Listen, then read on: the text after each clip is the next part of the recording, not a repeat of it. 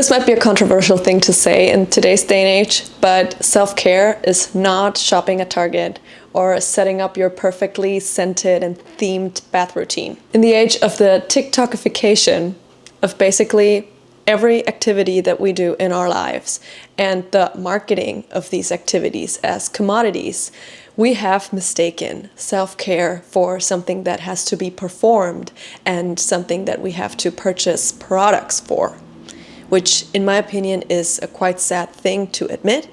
And I am not someone who is immune to these things. I also have fallen into the trap of thinking, oh, shopping is self-care and I'm treating myself with this fast fashion shopping spree. I have done all of this before in my life as well, and I'm not shaming anyone who likes to go shopping. I'm also someone who's into clothes and I like to shop from time to time, mostly secondhand though.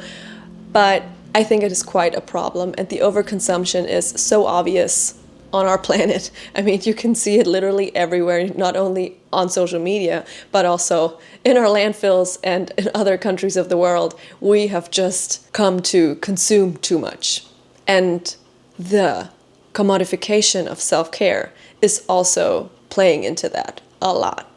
I'm talking about all the self-care items that are being targeted and marketed to us in order to make us feel like we're taking care of ourselves, because we're practicing self-care here. Really? In my opinion, self-care should not be tied to buying a product. So in this video, we're talking about 10 things that you can do to practice self-care without spending any money. Isn't that great? Let's dive right into it.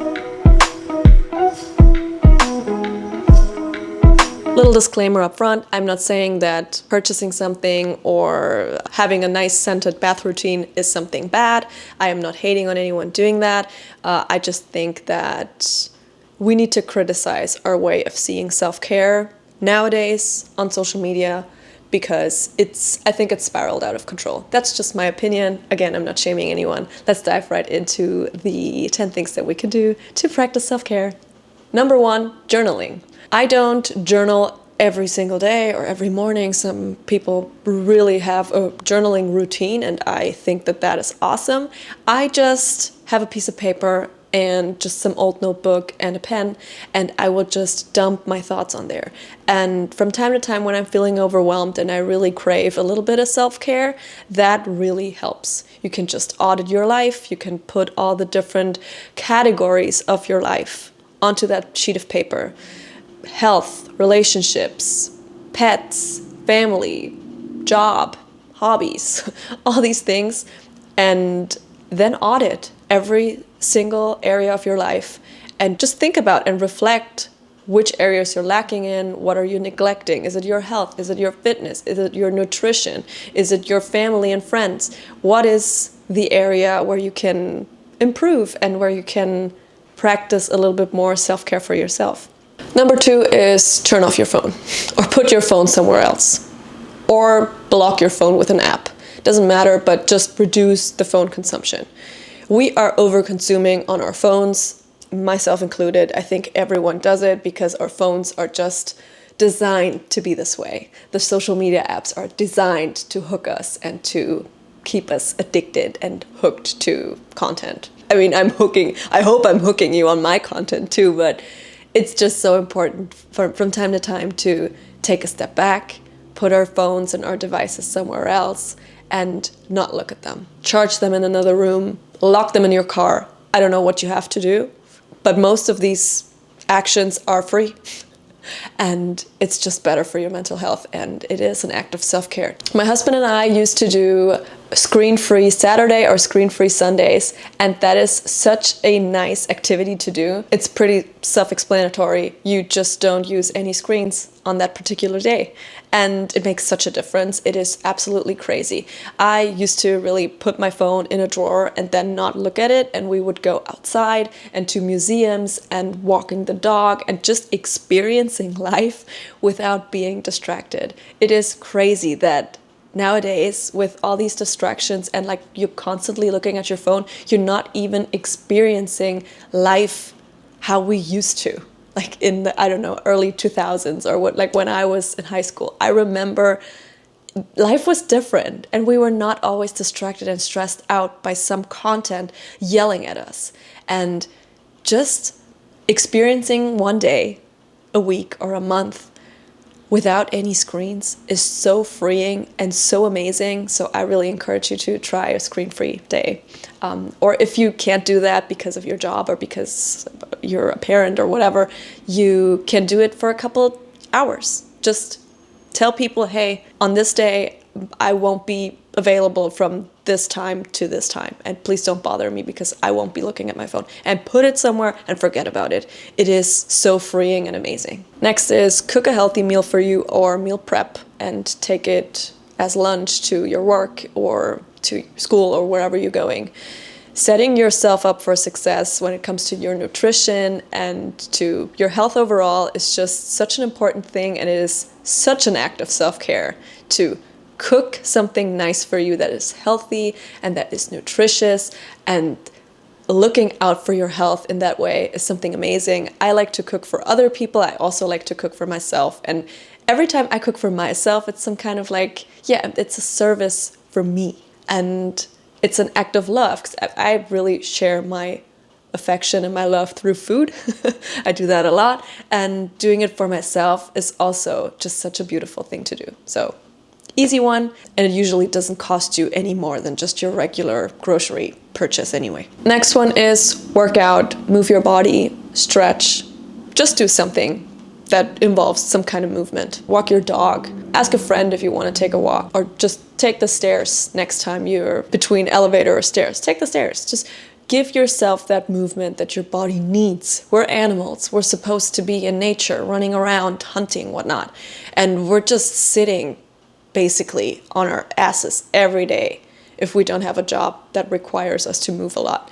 And a lot of us don't. So, for example, I don't. And I really need to push myself to go outside. Of course, I have a dog, so I will walk him at least twice or 3 times a day. Yeah, going to the gym, working out, just pushing myself to move my body more is something that is such an important part, and it is such an act of self-care to be your own accountability partner when it comes to your movement. And getting your steps in, your 10,000 steps. If you have a smartwatch or something, I mean, you can get like those Apple rings closed. And that is just such a feeling of accomplishment. It's also an act of self-care. You don't need to buy any fancy gym gear. You don't need to buy any shoes for it. You can actually take a walk right now with the shoes that you have, with the clothes that you have, without your phone, and it's such an act of self-care, and you did not spend a cent on it, okay?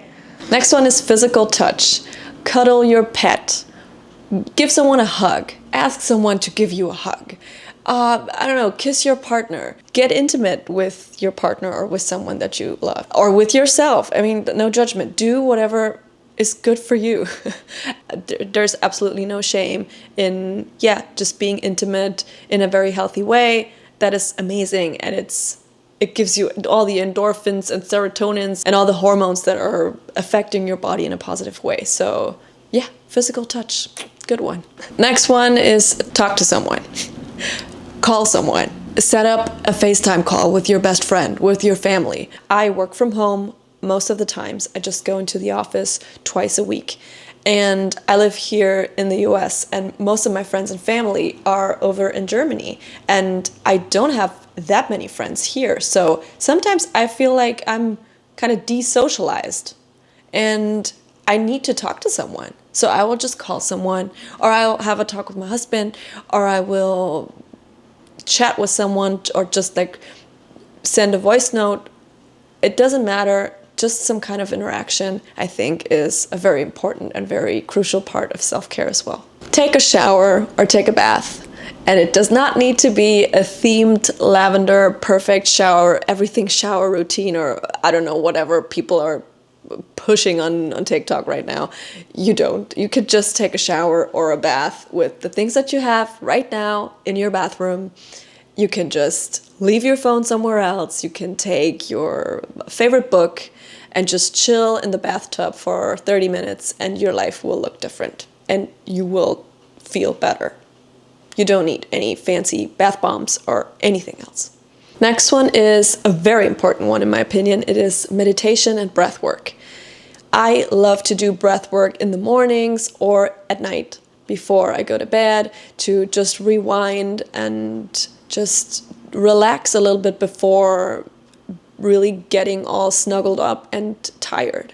It really helps reset my nervous system. It helps me when I feel anxious, when I feel nervous or like stressed out about something. Breath work helps a lot. I love the channel Breathe with Sandy. It's a guy who just basically only posts breathwork videos and they're amazing and I love to follow them, and yeah, that's something that I can absolutely recommend.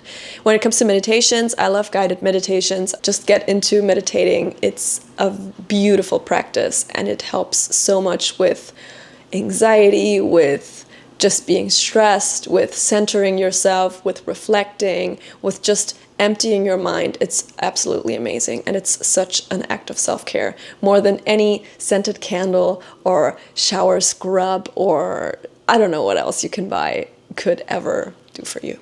Another one is clean or organize your space. And I know it sounds a little bit counterintuitive because we think of self-care as something that relaxes us and something like, I don't know, reading a book.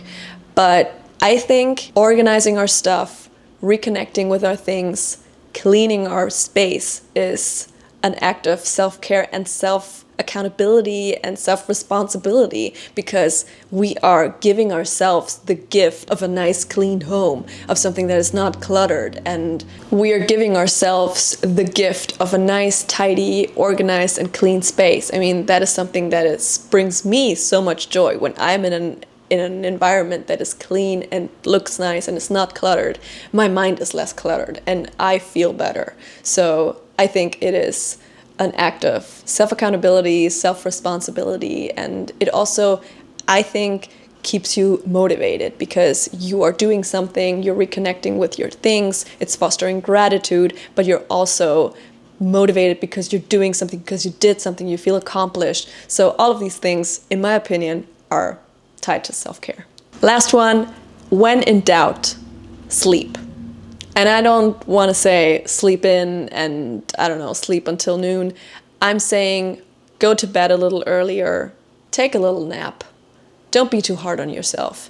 Sometimes we want to overconsume or scroll on our phones, or we're anxious and tired and stressed out at the same time because we did not sleep well the night before, or because we have been deprived of sleep for weeks, maybe. So really check in with yourself and see if you can get a couple more hours of sleep in the next day, or just, yeah, take a nap. I think sleep is such a wonderful tool. I love sleeping. I don't overdo it, obviously, because it's also not good to oversleep. But yeah, just letting myself rest and giving myself the gift of getting to bed a little earlier is absolutely amazing in my opinion. And yeah, sleep is a natural antidepressant, a natural reset button for your brain, for your body, for everything. It is just awesome. So yeah, those are the 10 things that you can do to practice self-care without spending any money. And if you want to watch a couple more of my videos, I will leave 2 of them right here so you can keep watching and we can keep hanging out together. I appreciate you. Thank you and see you next time. Mwah! Tschüss, danke!